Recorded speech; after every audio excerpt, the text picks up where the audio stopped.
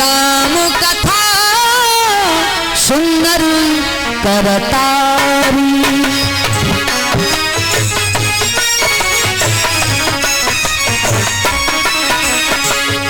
राम कथा सुंदर करतारी।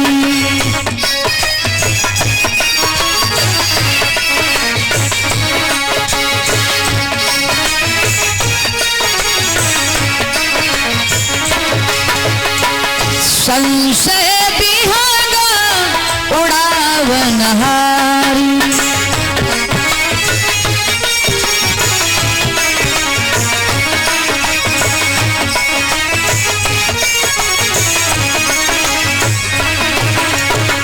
राम कथा सुंदर करतारी।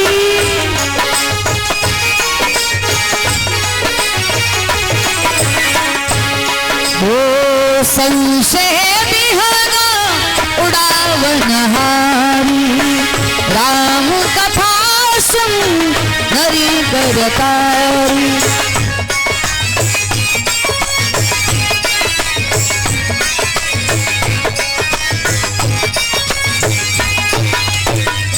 प्रभु का चिंतन करो, प्रभु की कथा सुनो, और प्रभु की चिंतन करोगे, कथा सुनोगे, जो हमारे हृदय में संशय रूपी पक्षी बैठा होता है, पाप रूपी पक्षी बैठा होता है, वो निकल जाता है। इसलिए अभी भी समय है, प्रभु की शरण में चले जाओ, आपका कल्याण हो जाएगा।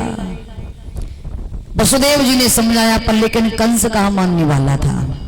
कंस दुराचारी था, राक्षस की प्रवृत्ति का था।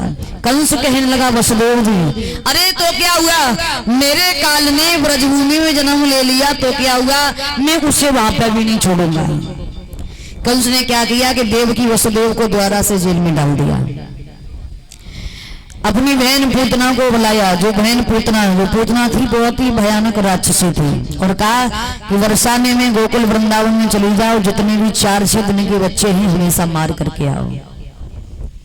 चली यशोदा मैया के दरवाजे पे पहुंची। कहा, मैया दरवाजा खोलो, मैं बहुत दूर से आई हूँ। बहुत सुंदर सी गोपी का रूप धार के गन के गई थी। सोचने लगी, इस रूप में जाऊंगी, अपने भयानक रूप में जाऊंगी तो कोई मुझे गोकुल में घुसने भी नहीं देगा। गोपी बन के गई। यशोदा मैया ने देखा कि मेरे लाला के दर्शन करने के लिए आई है। पूछा, कहाँ से आई हूँ? बोली, मैं मथुरा से आई हूँ। जब मैंने सुना कि तेरे यहाँ एक लाला ने जन्म लियो है तो मैं तेरे लाला के दर्शन करने के लिए आई हूँ।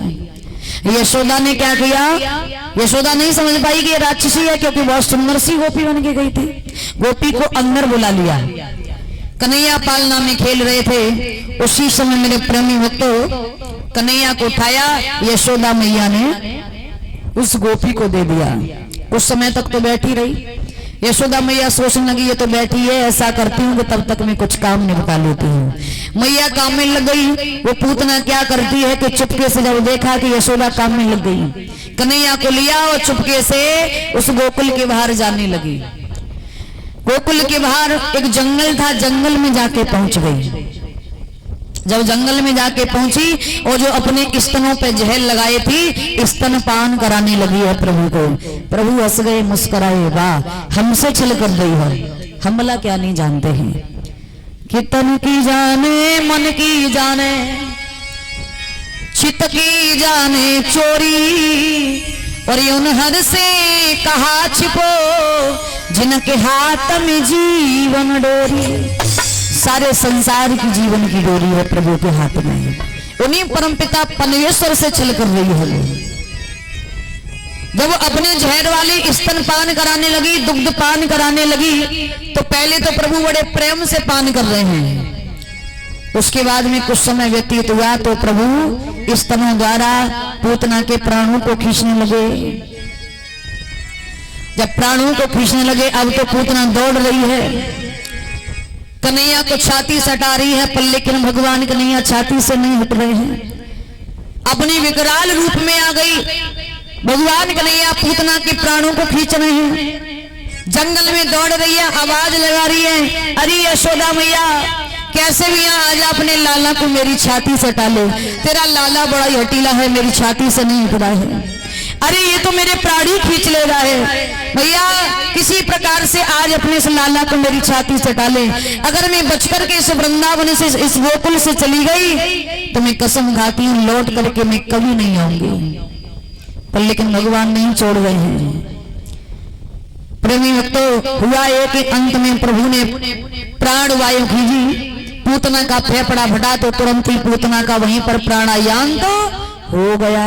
बोलिए कन्हैया लाल की।